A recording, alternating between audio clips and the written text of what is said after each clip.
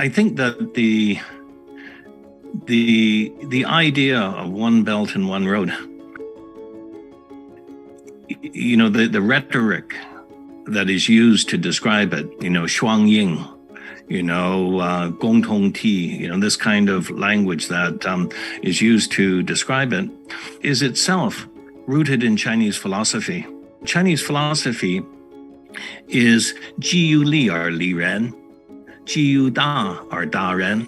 That a person is understood not as an individual, but is understood in terms of their relationships with other people. The underlying, we always talk about he er wu tong, the concept of he does not mean harmony, in a simple sense. The concept of he means youhua gongxiang tixi, an optimizing symbiosis.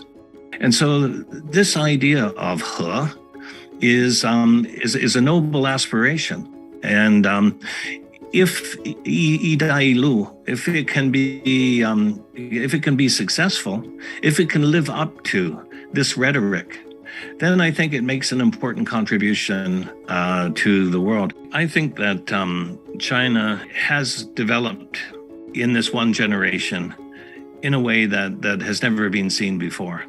That the transformation of China has been spectacular, and it's not going away. That China continuing to develop in the way that it is developing promises a bright future. How could anybody disagree?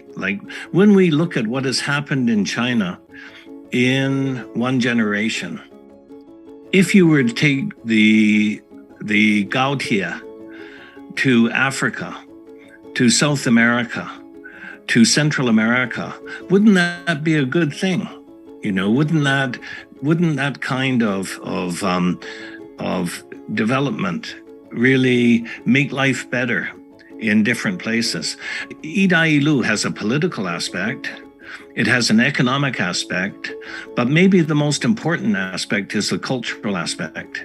What it requires to be successful is mutual understanding among cultures. And so I think that's the challenge. That's the challenge, is the mutual understanding among cultures.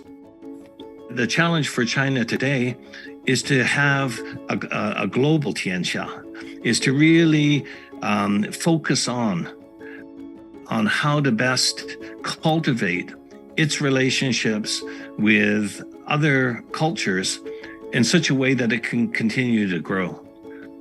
So I think Chinese development has been spectacular.